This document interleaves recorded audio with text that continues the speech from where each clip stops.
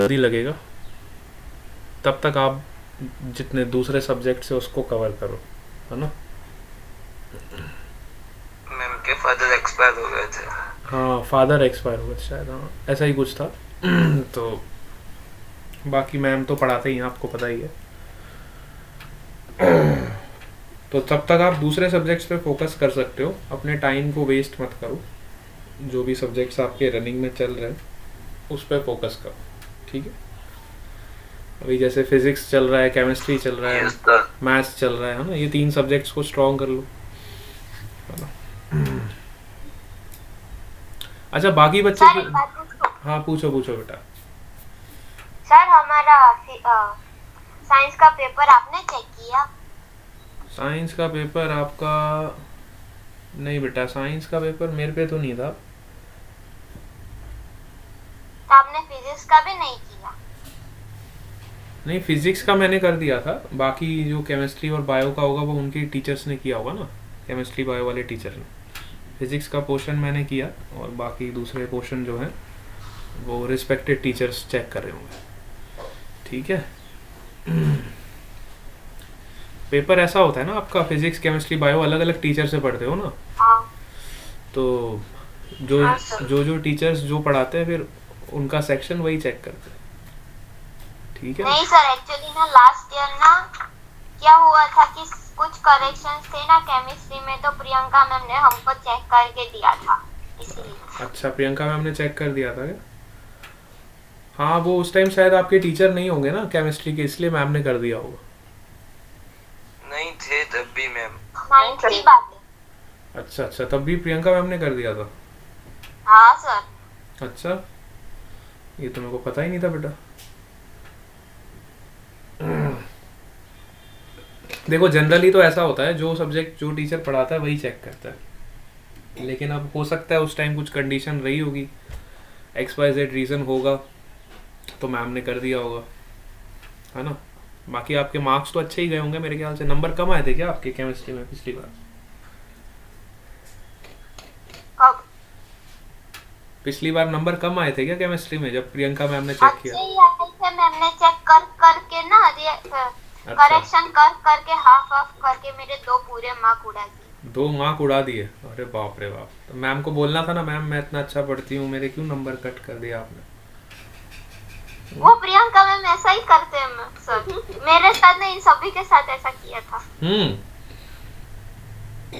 ये तो नाइंसाफी हो गई बेटा, ऐसा नहीं करना चाहिए। अब बच्चे मेहनत करें और तुम मार्क्स हम नहीं दो। बोल हम बोलने गए थे तो ऊपर से फिर से आधा मार्क्स काट दिया था। अच्छा, और ज़्यादा काट दिए थे? बोलने कोई नहीं तो भाई। बोलने गए तो और डबल काट दी? हाँ। ये तो बहुत गलत है, ऐसा नहीं करना चाहिए। लेकिन तुम लोग टेंशन मत लो, तुम्हारा बोर्ड, पढ़ाना चाहिए सर। देखो तुम्हारा बोर्ड का एग्जाम होना है ना, बोर्ड का एग्जाम तो यहाँ पे थोड़ी चेक होगा, बाहर ही जाएगा ना पेपर चेक होने। बोर्ड का जब एग्जाम होएगा तो आपने जो लिखा होगा वो कॉपी यहाँ पे थोड़ी चेक होगी, वो तो बाहर जाएगी, आउटसाइड का टीचर चेक करेगा। अभी की तो हुई ना सर। हाँ, तो अभी के मार्क्स काउंट कहाँ होंगे आपके? इंटरनल में तो मेरे ख्याल से सबके अच्छे ही नंबर आने वाले हैं इंटरनल बस में। यहाँ पे नहीं, स्कूल में काउंट नहीं करते, घर में तो काउंट करते हैं ना। अच्छा, घर में आपके पेरेंट्स पूछते हैं ना नंबर के बारे में? वो फिर। हाँ, हाँ सर। नहीं तो पेरेंट्स को देखो, हर पेरेंट्स को अपने बच्चों के बारे में पता होता है कि मेरा बच्चा कितना एफर्ट करता है और वो क्या डिजर्व करता है, ठीक है। तो पेरेंट्स को इतना बताओ कि ये जो नंबर है इस पे आप मुझे जज मत करो, मेरा नॉलेज लेवल चेक करो, मेरा नॉलेज बहुत अच्छा है। आप मेरे बोर्ड में जब नंबर आएंगे तब आप देखना, ठीक है। क्लियर है? हाँ सर।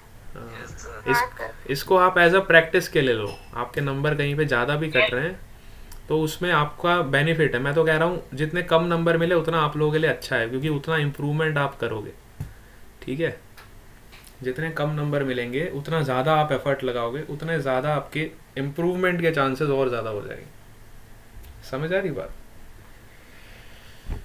लेकिन हम लोग क्या करते हैं, हम लोग को बहुत अच्छे अच्छे मार्क्स की आदत हो गई है, 90%, 95%, 98%, 100%। इससे कम तो हमें जमता ही नहीं है। 90% से कम आ जाए तो हमारी नाक में दम हो जाता है, ओहो हो इतने कम नंबर कहाँ से आ गए। हम्म? ठीक है, तो ऐसे मार्क्स बेस्ट टीचर। है ना, तो मार्क्स के लिए ऐसा मत करो आप खाली बस अपना कोर्स कंप्लीट करो अच्छे से। वो हो सकता है कोई XYZ रीज़न होगा, देखो मेरे को भी वो आइडिया नहीं था, आप लोगों ने बताया तो मुझे पता चला, लेकिन मेरे हिसाब से तो जो सब्जेक्ट पढ़ाए जाते हैं वही टीचर्स चेक करके देते हैं, है ना। फिर भी कुछ रीज़न हो जाते होंगे, कई बार कुछ सिचुएशन अलग अलग होती है, तो उस सिचुएशन में कोई बात नहीं, आप इतना ज़्यादा उसको कंसिडर मत करो। सर हाँ बताओ। सर आपने रिकॉर्डिंग भेजी नहीं है। अरे हाँ, मेरी ना लास्ट वीक की रिकॉर्डिंग्स में डालना ही रह गया। मैं ना एक काम करूँगा, आपकी आज आज क्लास होगी और कल क्लास होगी, है ना, 2 दिन। हाँ तो Yes, sir. मैं क्या करूँगा, कल सारी रिकॉर्डिंग डाल दूँगा, ठीक है। मतलब लास्ट वीक की भी 2 रिकॉर्डिंग्स और इस वीक की भी 2 रिकॉर्डिंग्स, ये चारों रिकॉर्डिंग्स आपको एक साथ दे दूँगा, ठीक है। Okay sir. हाँ, तो मैं कल कल कल चारों रिकॉर्डिंग्स अपलोड कर दूँगा और फिर आप उसको अपने हिसाब से नोट्स अच्छे से कंप्लीट कर लेना, ठीक है। अब फिज़िक्स में वैसे भी हमारा अगर देखा जाए तो हमारा कितना कोर्स रह गया है, मेरे ख्याल से लाइट के बाद तो हमारे पास एक ही चैप्टर बचता है या 2 चैप्टर बचते यस सर। हैं। लाइट के बाद एक ही चैप्टर है वो ना। आँख वाला। हाँ, आँख वाला, देखो आँख वाला, बेटा बड़ी आँख मारता है लगता है तू। हम्म? आँख वाला chapter, human I and the colourful world. इसके बाद हमारा फिजिक्स का सिलेबस तो कंप्लीट हो जाएगा और उसके बाद हम रिवीजन करेंगे, ठीक है। फिजिक्स में फिर हमारा रिवीजन चलता रहेगा, और रिवीजन में क्या होगा, जैसे एक टॉपिक आपको रिवाइज कराया जाएगा तो उसका अगले दिन टेस्ट लिया जाएगा। इस तरह से रिवीजन की स्ट्रेटेजी मैं प्लान कर रहा हूँ कि ये जैसे आपका चैप्टर कोर्स तो कवर हो जाएगा, आपका बहुत जल्दी ख़त्म हो जाएगा, और उसके बाद फिर हम रिवीजन में क्या करेंगे, एक दिन उस टॉपिक को रिवाइज करेंगे, नेक्स्ट डे जो पढ़ाया जाएगा उसका टेस्ट लिया जाएगा। फिर नेक्स्ट वीक में, हर वीक में आपकी देखो 2 क्लासेस होती है ना, तो एक क्लास में हम रिवीजन करेंगे और दूसरी क्लास में हम टेस्ट लेंगे। इस तरह से हम शेड्यूल प्लान कर रहे हैं कि एक बार कोर्स कवर हो जाए, फिर एक दिन रिवीजन, एक दिन टेस्ट, एक दिन रिवीजन, एक दिन टेस्ट। इस तरह से आपका करिकुलम चलता रहेगा, जिससे आपके जो भी पार्ट्स इनकम्प्लीट छूट गए हैं पिछले चैप्टर में या कोई चीज़ आपको नहीं समझ आई है तो वो भी अच्छे से कवर हो जाएगी। क्योंकि फिज़िक्स में मैं नहीं चाहता कि एक भी नंबर आपका कटे बोर्ड एग्ज़ाम में फ़िज़िक्स वाले पार्ट में। और मैंने जब आपके पेपर्स देखे बेटा, फ़िज़िक्स के जो मैंने पेपर इस बार देखे, तो उसमें मैंने ये देखा कि बच्चे जो है न्यूमेरिकल से डर रहे हैं। अभी भी बच्चों को न्यूमेरिकल से ना घबराहट हो रही है, न्यूमेरिकल देखते ही वो स्किप कर देते हैं। मैंने बहुत सारे स्टूडेंट्स के पेपर चेक किए और सब में से कॉमन फैक्टर जो मैंने देखा कि न्यूमेरिकल्स आप लोग सॉल्व नहीं कर रहे हो अभी भी। न्यूमेरिकल्स में आपको, मतलब मुझे ऐसा लगा कि न्यूमेरिकल देखते ही आप क्वेश्चन छोड़ देते हो या उसको पढ़ते ही नहीं हो, उसको अटैम्प्ट ही नहीं करते हो। तो ये चीज़ मैंने बहुत ज़्यादा नोटिस करी। एक की बात नहीं कर रहा हूँ, सभी के पेपर्स की बात कर रहा हूँ। बहुत कम स्टूडेंट्स ही ऐसे हैं जिन्होंने सारे न्यूमेरिकल्स बहुत अच्छे से अटैम्प्ट किए हैं। तो मैं यही सोच रहा था, एक बार जैसे आपका ये कोर्स कवर होता है तो फिर हम न्यूमेरिकल्स पे ज़्यादा फोकस करेंगे, है ना। थ्योरी से ज़्यादा हम फिर न्यूमेरिकल सॉल्व करेंगे, और उसी के टेस्ट में भी जब मैं आपका टेस्ट लूँगा ना, तो वो टेस्ट में न्यूमेरिकल पोर्शन ज़्यादा रखूँगा। मतलब बोर्ड एग्ज़ाम में हालांकि ज़्यादा न्यूमेरिकल्स पूछे नहीं जाते, लेकिन आपके न्यूमेरिकल्स में 1% भी मिस्टेक ना हो, इसलिए हम न्यूमेरिकल्स पे ज़्यादा फोकस करेंगे, ठीक है। ये चीज़ मैंने आपके पेपर में देखी थी, सभी की बात कर रहा हूँ मैं, एक जन की बात नहीं कर रहा हूँ। बहुत सारे बच्चों ने ये चीज़ करी है, न्यूमेरिकल पढ़ते ही क्वेश्चन छोड़ दिया। थ्योरी वाला क्वेश्चन में चलो फिर भी कुछ ना कुछ वो खुद से बना के लिख दिया है, लेकिन न्यूमेरिकल में बहुत सारे बच्चों ने यही किया इस बार। तो इस चीज़ पे पूरा फोकस करेंगे हम और इसको अच्छे से करेंगे, ठीक है। चलो पहले अटेंडेंस ले लेते हैं, बहुत सारी बातें हो गई। देखो आपको स्क्रीन दिखाई दे रहा है सबको, यस सर। अटेंडेंस का स्क्रीन दिख रहा है।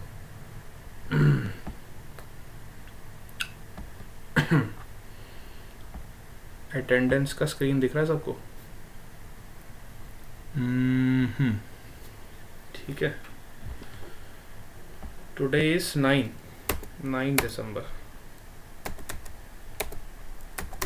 हीर Patel, present sir. Riya Parmar, Karanvi Chaudhary, present sir. Ayushi, Tisha, present sir. Hetvi Patel, Maitri, present sir. Kareena, present sir. Khyati, Nand Patel, Harsh, Vatsal, present sir. Harsh present, Vatsal is also present. Sanan Patel. Harsh नहीं आया क्या? Sir Harsh Vagman is present. Vatsal, yes sir, present sir. Harsh ji आया क्या? Yes sir. अच्छा। हाँ सर। शिव मिस्त्री, प्रेजेंट सर। कोमल चौधरी, अतुल्य जोसेफ, निसर्ग पांचाल, कृषा बख्ता। और कोई आया क्या जिसका नाम नहीं है लिस्ट में तो बता दो। अनूप चौधरी, अनूप चौधरी बेटा लास्ट 2 क्लास में क्यों नहीं आया आप? सर वो वेडिंग थी इसलिए। अच्छा वेडिंग में गए थे। हाँ अभी वेडिंग का सीजन चल रहा है ना, दिसंबर और जनवरी। और कौन नहीं आया बताओ, और किसका नाम नहीं है लिस्ट है बेटा? नंद पटेल। नंद पटेल का नाम नहीं है लिस्ट में, है ना? हो तो क्या बेटा अटेंडेंस? है सर। हो गया बेटा आपका अटेंडेंस। ओके। और कौन रह गया भाई? किसी का नाम लिस्ट में नहीं है तो बता दो, और जिसका अटेंडेंस नहीं लगा वो भी बता दो, ये तो फिर हम क्लास शुरू कर रहे हैं। और होमवर्क भी सबमिट नहीं कर रहे आप लोग। मैंने बोला था लास्ट क्लास में आपको कॉनकेव मिरर के केसेस सारे बना के भेजना। 1 या 2 बच्चे सबमिट करते हैं, बाकी सब ऐसे ही है, बस क्लास अटेंड कर लिया, घर पे मौज करेंगे। मैं एब्सेंट था उस दिन। एब्सेंट थे? हाँ जो आए थे उन्होंने भी तो नहीं किए ना, एब्सेंट थे वो तो अलग केस ही अलग है, जो आए थे उन्होंने भी नहीं किए। 1-2 बच्चे करते हैं, बाकी सब बच्चे होमवर्क भी नहीं कर रहे। ऐसे कैसे काम चलेगा? चलो लास्ट क्लास में मैंने आपको बताया था रे डायग्राम के सारे रूल्स हमें क्लियर हो गए थे, ये मैंने आपको क्लियर Yes, कर sir. दिए थे। इसमें किसी को कोई डाउट तो नहीं है? रे डायग्राम के रूल सारे पता है ना? कितने रूल्स होते हैं टोटल? 4 रूल्स। Very good. इसके बाद हमने कवर किया था कॉनकेव मिरर के 6 डिफरेंट केसेस, जिसमें हमने डिफरेंट डिफरेंट पोजीशन पे ऑब्जेक्ट को प्लेस किया था, और उसके हिसाब से फिर हमने इमेज का नेचर और बिहेवियर प्रेडिक्ट किया था। ठीक है, इन 6 केसेस में आपको किसी भी केस में डाउट है तो बताओ।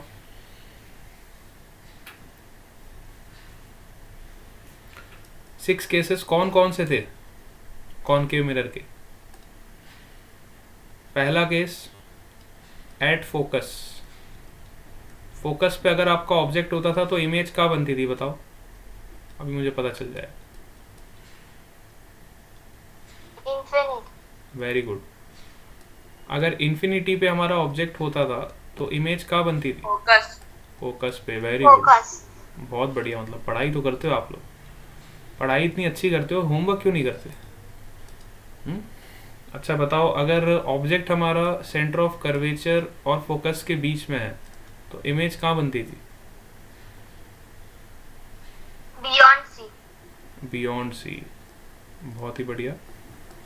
ये सब रे डायग्राम आपको कॉपी में बनाने थे, और अगर बियॉन्ड सी मैंने ऑब्जेक्ट रखा है तो कहाँ बनती थी? Between focus and centre of between focus and centre of curvature. बहुत बढ़िया, between focus and centre of curvature. अच्छा, इसके अलावा और 2 केस कौन से रह गए? मैंने तो 4 ही बताए, 2 केस छूट गए। In at center of curvature. At Object centre, at center of curvature. The other was object between pole and focus. Very good, between pole and focus. तो सेंटर ऑफ कर्वेचर पे जब हम ऑब्जेक्ट को रखते थे तो इमेज कहाँ बनती थी? Center of curvature. Same point पे बनती थी, है ना। और जब हम पोल और फोकस के बीच में रखते थे तब इमेज कहाँ बनती थी? Behind the Behind mirror. the mirror. Behind the mirror. अच्छा, अब इनमें से मैंने आपको बताया था एक केस ऐसा था जिसमें आपकी वर्चुअल इमेज बनती थी, क्या वो केस आप बता सकते हो? Between pole and focus वाला. वेरी गुड, मतलब ये केस ऐसा था जिसमें आपकी इमेज कैसी बनती थी? वर्चुअल। और ये सारे केसेस में कैसी इमेज बनती थी? Real. Real. Real image. बहुत बढ़िया। तो इतना पार्ट हम लास्ट क्लास में डिस्कस कर चुके थे, हमने रे डायग्राम्स बना के इसको अच्छे से डिस्कस किया। आज हम कॉन्वेक्स मिरर के केसेस देखेंगे। कॉन्वेक्स मिरर में दो केसेस पॉसिबल है, वो हम डिस्कस कर लेंगे और उसके बाद फिर हम आगे चलेंगे, एप्लीकेशंस पे बात करेंगे इनके। ठीक है, ठीक है। तो कॉन्वेक्स मिरर में आपके 2 ही केस होते हैं और ये दोनों केसेस हम डिस्कस कर लेते हैं। कॉन्वेक्स मिरर में आपका पहला केस है, अगर सपोज करो इन्फिनिटी पे कोई ऑब्जेक्ट रखा हुआ है तो आपकी इमेज कैसे फॉर्म होगी। सपोज करो ये मेरा कॉन्वेक्स मिरर है, ठीक है, मैंने इसको पॉलिश कर दिया, ये मेरा कॉन्वेक्स मिरर बन गया। ये मेरी प्रिंसिपल एक्सिस हो गई, बाकी सब साइन कन्वेंशन आपके सेम ही रहेंगे। दिस इज माय पोल, है ना। तो ऑब्जेक्ट अगर आपका इन्फिनिटी पे है सपोज करो, इन्फिनिटी से जो रेज आती है वो कैसी होती है? Parallel. बहुत बढ़िया। इन्फिनिटी से जो रेज आती हैं वो पैरेलल होती है। अब जैसे ही वो मिरर को स्ट्राइक करेगी तो कॉन्वेक्स मिरर का नेचर क्या होता है? कन्वर्जिंग की डाइवर्जिंग? Diverging. Diverging. डाइवर्जिंग, है ना। तो ये इस रे को क्या करेगा? दूर की तरफ डाइवर्ज कर देगा, है ना, दूर की तरफ डाइवर्ज कर देगा। कॉन्वेक्स मिरर का जो बेसिक नेचर होता है, इसलिए हम कॉन्वेक्स मिरर को डाइवर्जिंग भी बोलते हैं। कॉन्वेक्स मिरर का दूसरा नाम क्या होता है? Diverging mirror. ठीक है, इस तरह से रेस को डाइवर्स कर दो। और डाइवर्स करवाते वक्त आप जब डायग्राम ड्रॉ करो तो पेंसिल से पहले सबसे पहले एक टेंजेंट लाइन यहाँ पे ड्रॉ करो। ये तो मैंने अभी ऐसे ही बना दिया। आपको जब बुक में डायग्राम बनाना है ना तो सबसे पहले आपको टेंजेंट बनानी है, जिस पॉइंट पे आप रिफ्लेक्ट करवा रहे हो उस टेंजेंट के फिर एक नॉर्मल लगाओ, उसके परपेंडिकुलर एक लाइन ड्रॉ करो, ये आपकी नॉर्मल होगी। फिर जो आपका एंगल ऑफ इंसिडेंस होगा उतने भी आपको रिफ्लेक्ट करवाना है, तो आपका रे डायग्राम बहुत एग्जैक्ट बने। ठीक है, अब इमेज बनाने के लिए हमें कितनी रेस चाहिए होती है बताओ? अगर मुझे किसी ऑब्जेक्ट की इमेज बनानी है तो 2 रेस चाहिए होती At least है ना, एटलीस्ट 2 रेस। वेरी गुड, है ना। Minimum 2 rays are required to form the image. उन 2 रेस के इंटरसेक्शन से हमें क्या मिलेगा? इमेज मिलेगा। ठीक है, तो दूसरी रे मैंने एक और पैरेलल रे बनाई, अगेन ये यहाँ पे टकराई और टकराने के बाद फिर से ये भी डाइवर्ज हो गई। ठीक है, तो इसको भी जब आप अपनी कॉपी में बनाओ तो आप पहले एक टेंजेंट लाइन ड्रॉ करो, फिर एक नॉर्मल लाइन ड्रॉ करो, फिर जितना एंगल ऑफ इंसिडेंस है उतना एंगल ऑफ रिफ्लेक्शन बनाओ। ठीक है, तो ये आपकी डाइवर्ज हो गई। ठीक है, अब ये जो रिफ्लेक्टेड रेस है, रिफ्लेक्टेड रेस कौन सी है? पहली आपकी ये वाली रे, तो इसको मैंने एक्सटेंड कर दिया। और दूसरी रिफ्लेक्टेड रे हमारी ये वाली है, इसको भी मैंने एक्सटेंड कर दिया। ये दोनों जहाँ पे इंटरसेक्ट करेगी, एग्जैक्टली इंटरसेक्ट नहीं करेगी बट ये अपीयर टू इंटरसेक्ट, है ना। ये इसका जो फोकस होता है ये भी वर्चुअल होता है ना। कॉन्वेक्स मिरर में जो आपका फोकस बनता है वो कैसा बनता है? वर्चुअल बनता है। ठीक है, तो ये तो कॉन्वेक्स मिरर का केस हो गया। अब मुझे बताओ इमेज का साइज कैसा होगा? कि जो इमेज फॉर्म हो रही है इसका साइज कैसा है? Diminished. Diminished and it is a small होगा। स्मॉल नहीं होगा, it is a point size. बेटा एक पॉइंट बन रहा है ना यहाँ पे, स्मॉल तो नहीं होगा, इसको हम पॉइंट साइज इमेज बोलेंगे। बहुत ही छोटा, मतलब पॉइंट का आप मतलब समझ सकते हो ना। This is the point size image, diminished and point size image. अच्छा, इसका नेचर कैसा होगा, रियल होगी वर्चुअल होगी? वर्चुअल। वर्चुअल। वर्चुअल। वर्चुअल होगी, बहुत बढ़िया। और क्या कमेंट आप कर सकते हो इस पे, इसके इमेज के बिहेवियर पे और कुछ कमेंट कर सकते हो डायग्राम से?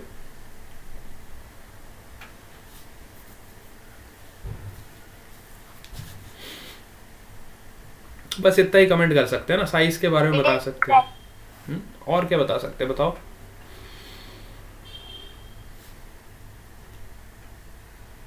इमेज इरेक्ट होगी। इमेज इरेक्ट होगी। इरेक्ट कैसे बोलोगे आप, मतलब पॉइंट साइज इमेज है ना ये तो बेटा। तो इरेक्ट का मतलब होता है सीधा, इन्वर्टेड का मतलब होता है उल्टा।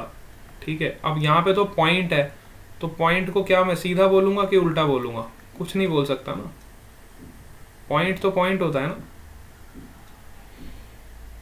बात समझ आ रही है? अगर आपका ऑब्जेक्ट का कुछ हाइट है और उसकी इमेज आपकी इन्वर्टेड बन रही है, तो मैं इस तरह से बोल सकता हूँ भाई ऑब्जेक्ट मैंने ऐसे रखा था, उसकी इमेज ऐसी बन गई। लेकिन अब यहाँ पे पॉइंट साइज इमेज बन रही है, तो पॉइंट में आप क्या बोलोगे? इसकी तो कोई हाइट ही नहीं होती है ना। तो पॉइंट वो चीज होती है जिसकी कुछ हाइट नहीं होती। अगर हाइट ही नहीं है तो फिर आप कैसे कमेंट करोगे कि वो इरेक्ट है कि इन्वर्टेड है? We can't comment on this. बहुत ही छोटी सी इमेज है, बस ऐसा बोल सकते हो। चलो ठीक है।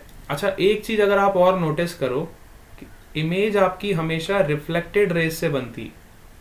इस डायग्राम से हमें ये भी पता चलता है कि इमेज फॉर्मेशन के लिए हम हमेशा रिफ्लेक्टेड रे को एक्सटेंड करते हैं। तो अगर हमें ऑब्जेक्ट फॉर्म करना है तो ऑब्जेक्ट कौन सी रेज से बनेगा?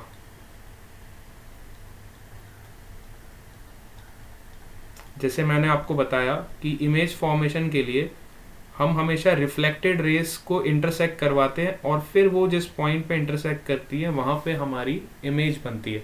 तो अगर मुझे ऑब्जेक्ट बनाना है, ऑब्जेक्ट बनाने के लिए मैं कौन सी रेस को इंटरसेक्ट करवाऊंगा?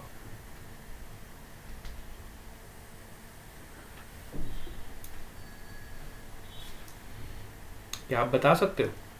अगर मुझे ऑब्जेक्ट फॉर्मेशन करनी है तो ऑब्जेक्ट फॉर्मेशन के लिए कौन सी रेस को इंटरसेक्ट करवाऊंगा?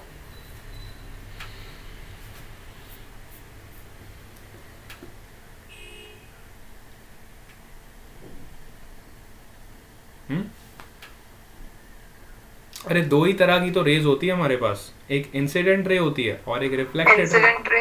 हाँ, तो इंसिडेंट रे को एक्सटेंड कराओगे ना आप। अब इंसिडेंट रे तो पैरेलल है ना, देखो इन्फिनिटी पे जाके कहीं मिलेगी, तो आपका ऑब्जेक्ट भी कहीं इन्फिनिटी पे जाके बनेगा।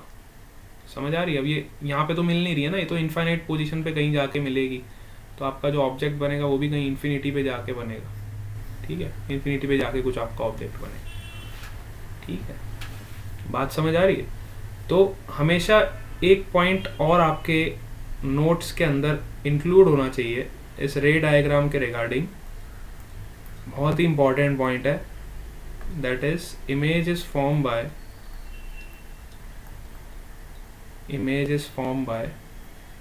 इमेज फॉर्मेशन के लिए intersection of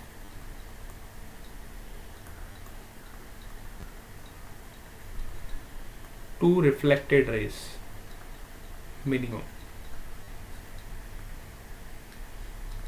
and object formation के लिए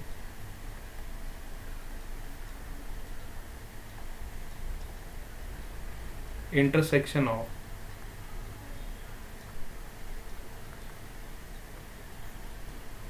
to incident raise.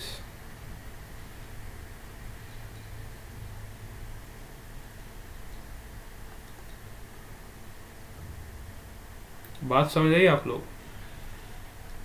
These 2 points are Yes, the sir. key points जो आपको रे डायग्राम को ड्रॉ करते वक्त हमेशा अपने दिमाग में रखना है।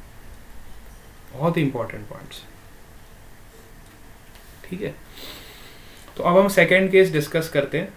कॉन्वेक्स मिरर में 2 ही केस हैं आपके, सेकेंड वाला केस भी हम देख लेते हैं।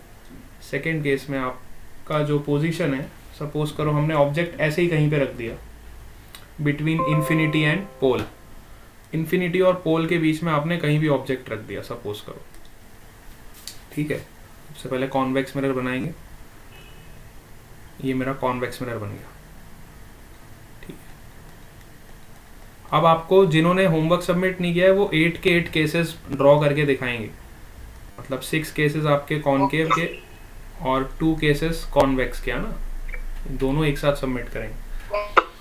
ठीक है, और अच्छे से ड्रॉ करना पेंसिल और स्केल की हेल्प से, प्रॉपरली एंगल्स वगैरह मेजर करके एकदम बढ़िया से डायग्राम बनाना। तो अब सपोज करो हमने ऑब्जेक्ट इधर कहीं रख दिया, ठीक है, बिटवीन इन्फिनिटी एंड पोल, पोल और इन्फिनिटी के बीच में यहाँ पे कहीं मैंने अपना ऑब्जेक्ट रख दिया। अब इसकी इमेज कहाँ बनेगी, है ना। तो इमेज बनाने के लिए फिर आपको क्या करना है बताओ, कौन सा रूल लगाऊंगा सबसे पहले।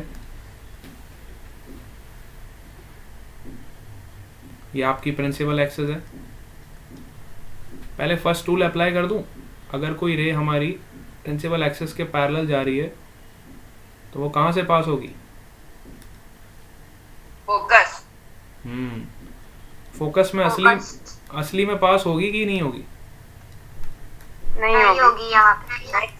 पीछे होगी। हाँ, मतलब it will appear to pass through the focus, मतलब आपको डाइवर्ज ऐसे करानी है इस रे को। आप प्रिंसिपल एक्सिस के जब पैरेलल ड्रॉ करोगे तो उसको डाइवर्ज इस तरह से करवाओगे कि वो फोकस से अपीयर होते हुए हमें दिखाई दे। फोकस पॉइंट आपको पता होगा, फोकस से अपीयर होते हुए दिखाई देगी, तो इस तरह से हम उसको डाइवर्ज करा देंगे। बात समझ आई? ठीक है। अच्छा, दूसरी रे कहाँ से पास करूंगा? 2 रेस चाहिए ना मेरे को। Centre of curvature. Centre of curvature से अगर कोई रे पास करूंगा तो वो सेंटर ऑफ कर्वेचर से ही निकल जाएगी। यस। तो इसका सेंटर ऑफ कर्वेचर कहाँ लाई करेगा, राइट साइड की लेफ्ट साइड? बिहाइंड द पोल पे से। पोल पे लाई करेगा। सेंटर ऑफ नहीं तो कर्वेचर दूसरी बिहाइंड द। अच्छा, दूसरी रे या तो आप सेंटर ऑफ कर्वेचर से पास करवा लो या तो पोल से भी पास करवा सकते हो, है ना। ठीक है ना। पोल से Yes. पास करवाओ तो ज्यादा अच्छा नहीं रहेगा। पोल से अगर कोई रे जाएगी, अब सपोज करो इस एंगल पे जा रही है, तो उसी एंगल पे रिफ्लेक्ट हो जाएगी, है ना। यस। हाँ, पोल वाला ऑप्शन ज्यादा इजी लग रहा है, सेम एंगल पे रिफ्लेक्ट होगी। अब इसको एक्सटेंड करोगे पीछे की तरफ, देखो इन दोनों का इंटरसेक्शन कहाँ हो रहा है, इंटरसेक्शन कहाँ पे हो रहा है इसका? Pole and focus. हाँ, पोल और फोकस के बीच में कहीं हो रहा है। तो अगर आप ऑब्जेक्ट अपना कहीं भी रखोगे, इन्फिनिटी और पोल के बीच में कहीं भी आपका ऑब्जेक्ट रखोगे, हमेशा आपकी जो इमेज बनेगी कहाँ बनेगी? पोल और फोकस के बीच में बनेगी। अब इमेज का नेचर कैसा होगा ये बताओ। जो इमेज फॉर्म हुई है ये हमारा ऑब्जेक्ट, वर्चुअल। Very good. पहला तो है वर्चुअल, हाँ इरेक्ट भी है। अब आप बोल सकते हो कि इरेक्ट है क्योंकि यहाँ पे कुछ इमेज का हाइट है। अगर हाइट ही नहीं होता तो मैं कैसे बोलता इरेक्ट है कि इन्वर्टेड है। यहाँ पे आप कमेंट कर सकते हो कि ये इरेक्ट भी होगी। और क्या बोल सकते हो? Small diminish, small size. Small size, वही डिमिनिश का मतलब वही होता है, स्मॉल साइज ही होता है। और कुछ बोल सकता हूँ? बस वर्चुअल। हाँ, वर्चुअल बोल दिया बेटा। कितनी बार बोलोगे? बार बार वर्चुअल ही बोलते रहोगे क्या? ठीक है, वर्चुअल हो गया, इरेक्ट हो गया, स्मॉल साइज हो गया, डिमिनिश हो गया, ठीक है ना। तो यहाँ पे आपके कॉन्वेक्स मिरर के दोनों केसेस कंप्लीट हो गए। कॉन्वेक्स मिरर में हमारे 2 ही केसेस पॉसिबल है। तो हमने एक चीज ऑब्जर्व करी कि कॉन्वेक्स मिरर से आपकी जो इमेज बनती है वो हमेशा वर्चुअल और डिमिनिश होती है, हमेशा। चाहे आप इन्फिनिटी पे ऑब्जेक्ट रखो, चाहे आप इन्फिनिटी और पोल के बीच में कहीं भी अपना ऑब्जेक्ट रख लो, ऑलवेज। तो ये पॉइंट हमारा कंसेप्चुअल पॉइंट हो गया कि in convex mirror image is always. अब हम यहाँ से कंक्लूड कर सकते हैं वर्चुअल एंड डिमिनिश। हाँ, इमेज इज ऑलवेज, मतलब कोई भी केस आप कंसिडर कर लो, कहीं भी ऑब्जेक्ट को रख लो, हमेशा आपकी इमेज कैसी बनेगी? वर्चुअल एंड डिमिनिश्ड, मतलब ये तो होगा ही होगा पॉसिबल हर केस में, कॉन्वेक्स मिरर के लिए। दूसरा आप क्या बोल सकते हो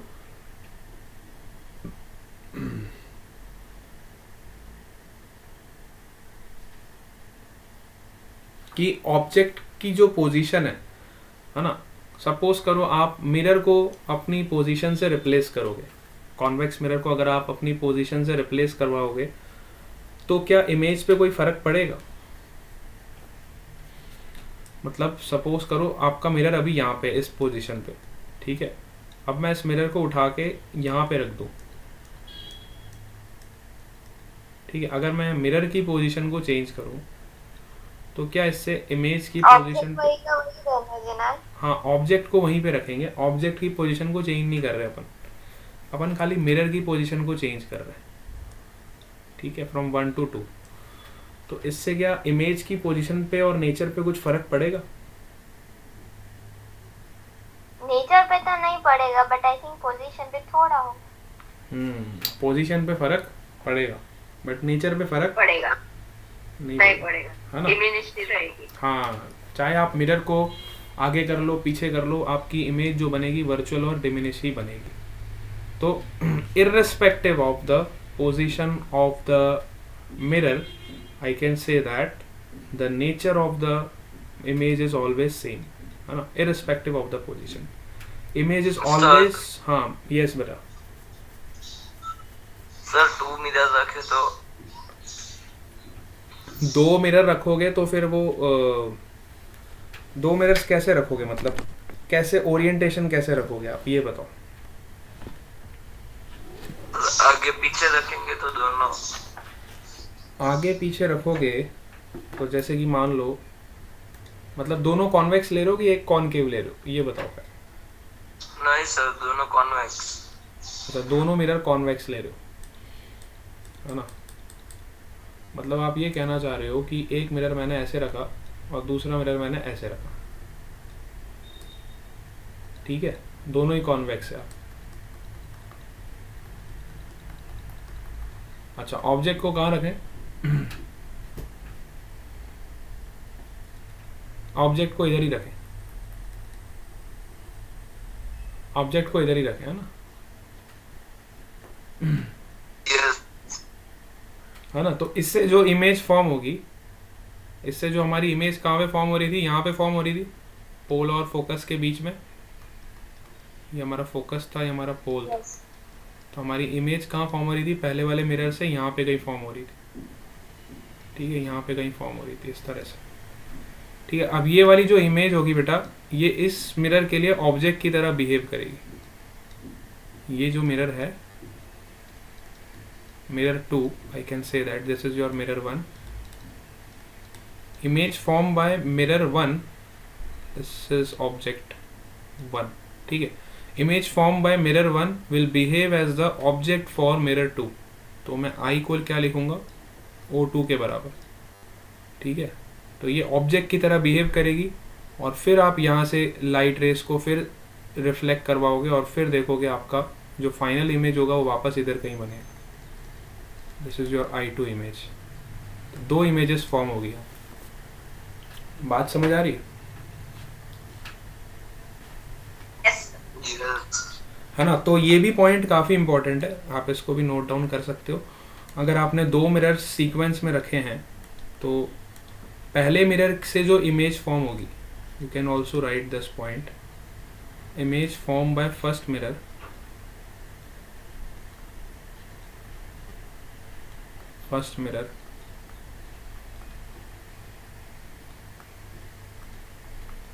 will be treated as an object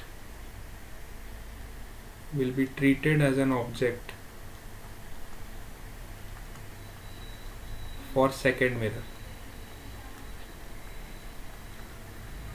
ठीक है। फिर आप इसको ऑब्जेक्ट मान के वापस लॉज ऑफ रिफ्लेक्शन लगा के दो रेज इंटरसेक्ट कराओगे तो वापस आपको नई इमेज मिलेगी यहाँ पे कहीं, ठीक है।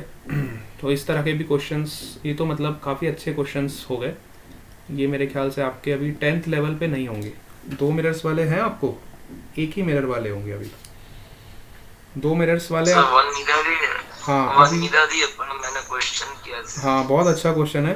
एक्चुअली इस टाइप के क्वेश्चंस आप 12th क्लास में पढ़ोगे, है ना, 12th क्लास में इस टाइप के क्वेश्चंस भी आप पढ़ोगे, ठीक है। लेकिन अभी आपके 10th के लेवल पे आपको खाली सिंगल मिरर के क्वेश्चंस, डबल मिरर के क्वेश्चंस है ना।